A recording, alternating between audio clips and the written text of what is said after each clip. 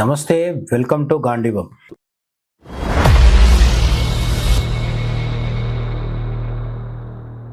మనకు అనేక గుర్తింపులు ఉంటాయి.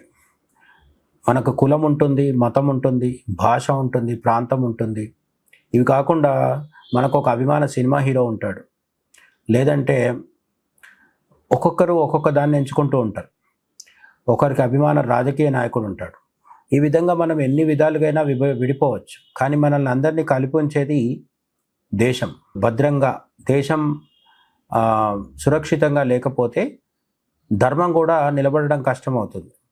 అలాగే మన ప్రాంతాలు, మన వేష భాషలు ఇవన్నీ కూడా కాపాడుకోవాలి అంటే ముందు మన దేశం భద్రంగా ఉండాలి. ఈ మాత్రం లాజిక్ కొంతమందికి అర్థం కాదు. ఒకవేళ అర్థమైనా సరే వాళ్ళలో ఉండే మతమౌఢ్యం, మత ఛాందసవాదం, మామూలుగా చెప్పుకోవాలంటే మత పిచ్చి వాళ్ళని ఒప్పుకోనివ్వదన్నమాట. ఇదే సమస్య మనకు వందే మాతరం విషయంలో ఎప్పటి నుంచో వస్తుంది. మేము జనగణమన పాడతాం, సారే జహాసే అచ్చా అంటాం, కానీ వందే మాతరం అనము అని చెప్పి ఒక మతవర్గం వాళ్ళు ఎప్పుడు గొడవ చేస్తుండడం తెలిసిందే. అయితే తాజాగా ఇప్పుడు అదే మతవర్గానికి చెందిన ఇద్దరు ముస్లింలు వందే మాతరం మేము పాడము అని చెప్పారు. అయితే వాళ్ళు ఎవరో సామాన్య ముస్లింలు అయితే ఇంత పెద్ద గొడవ అయ్యేది కాదు, రచ్చ అయ్యేది కాదు. ప్రజల చేత అధికారికంగా ఎన్నుకోబడ్డ వాళ్ళు అన్ని మతాలకు సంబంధించిన ఓటర్ల దగ్గరికి వెళ్ళి వాళ్ళ చేత ఓట్లు వేయించుకొని గెలిచిన సోకాల్డ్ సెక్యులర్ నేతలు వాళ్ళు గెలిచి ఒక చట్టసభలో కాల్పెట్టారు. నిజానికి వాళ్ళు మన అదృష్టం కొద్దీ ఎమ్మెల్యేలు, ఎంపీలు కాదు, కానీ ఎమ్మెల్యేలు, ఎంపీల్లో కూడా వందే మాతరం పాడము అనే మత ఛాందసంతో ఊగిపోయే వాళ్ళు మనకు చాలాసార్లు కనిపిస్తూనే ఉంటారు. వాళ్ళని సమర్థించే వాళ్ళు ఇంకొంతమంది ఉంటారు.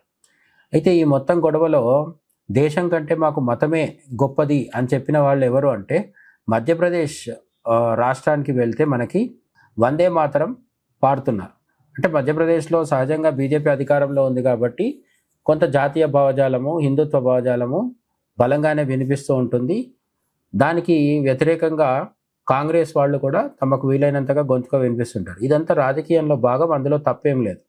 వీళ్ళు హిందుత్వ అనడము, వాళ్ళు సెక్యులరిజం అనడం అంతా బాగానే ఉంది. కానీ కాంగ్రెస్ నాయకుల సెక్యులరిజం ఏ స్థాయికి వచ్చేసిందంటే వందే మాతరాన్ని కూడా సహించలేని స్థితికి వచ్చిందనమాట.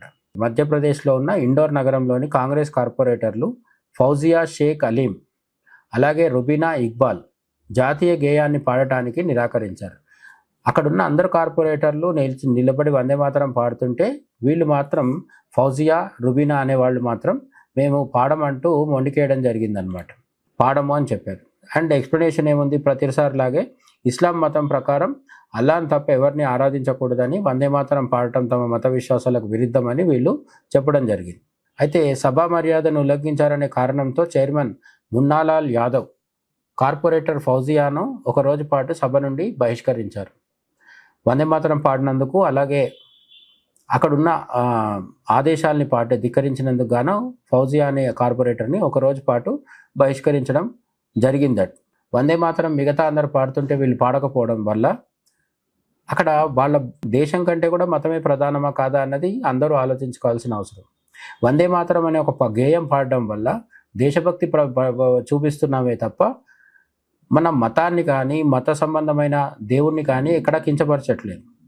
అయినా సరే ఈ ముస్లిం మతానికి సంబంధించిన ఈ ఇద్దరు పొలిటీషియన్స్ ఎవరైతే ఉన్నారో అక్కడ మత రాజకీయం చేస్తూ అందరి దృష్టిని ఆకర్షించే ప్రయత్నం అయితే వీళ్ళు చేయడం జరిగింది.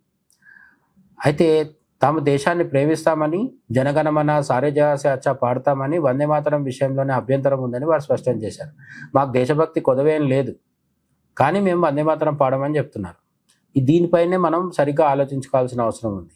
నిజంగా దేశభక్తి ఉంటే దేశాన్ని భరతమాతలాగా భావించి వందే మాతరం పాడడంలో మతానికి, ఇస్లాం మతానికి వచ్చిన నష్టం ఏముంటుంది అనేది ఇలాంటి కార్పొరేటర్లు లేదంటే ఇటువంటి నాయకులు ఒకటికి 10 సార్లు ఆలోచించుకోవాలి.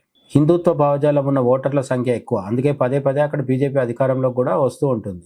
దాన్ని బట్టి తమకు హిందూ ఓటర్లు కూడా ముఖ్యమే కాబట్టి హిందూ ఓటర్ల ముందు ఈ ముస్లిం కార్పొరేటర్లు చేసిన వందే మాతరం డ్రామా ఏదైతుందో అది బెడిసి కొట్టే ప్రమాదం ఉందనుకున్నారేమో, కానీ ఈ ఘటనపై కాంగ్రెస్ పార్టీలో భిన్నాభిప్రాయాలు వ్యక్తమయ్యాయి. పార్టీ ప్రతినిధి కేకే మిశ్రా వీరి తీరును తప్పుపడుతూ జాతీయ భావం లేనివారు పార్టీలో ఉండాల్సిన అవసరం లేదని మండిపడ్డారు. బీజేపీ కాదు, కాంగ్రెస్ పార్టీ నాయకుడు కూడా, కాంగ్రెస్ పార్టీ ప్రతినిధి కూడా ఈ ఇద్దరు కార్పొరేటర్లు ఎవరైతే వందే మాతరం పాడమన్నారో వాళ్ళు పార్టీలో ఉండాల్సిన అవసరం లేదు, పార్టీ నుంచి వెళ్ళిపోండి అని చెప్పి ఘాటుగా స్పందించడం జరిగింది. అంటే వందే మాతరం పాడని కార్పొరేటర్లకు అటు బీజేపీ నుంచే కాదు, తమ సొంత పార్టీ నుంచి కూడా వ్యతిరేకత ఎదురైంది, సెగ తగిలింది అనమాట. నాయకులు, మధ్యప్రదేశ్ బీజేపీ నాయకులు ఏమంటున్నారంటే ఈ వందే మాతరం పాడకుండా సభలో పాటించాల్సిన ప్రోటోకాల్ కావచ్చు, లేదంటే రూల్స్ కావచ్చు, వాటిని ధిక్కరించిన కారణంగా వీళ్ళ మీద ఎఫ్ఐఆర్ కూడా నమోదు చేయాలని బీజేపీ పట్టుబడుతుంది. నిజంగా కోర్టుకు వెళ్ళి ఎఫ్ఐఆర్ నమోదు చేసి కోర్టుకు వెళ్తే వందే మాతరం తప్పనిసరి పాడాలా లేదా అనేది కోర్టు ఏం చెప్తుందో మనం ఇంతకు ముందు కూడా కొన్నిసార్లు ఇటువంటి కేసులు నమోదు అవ్వడం, దానిపైన కోర్టు తీర్పులు ఇవ్వడం జరిగింది.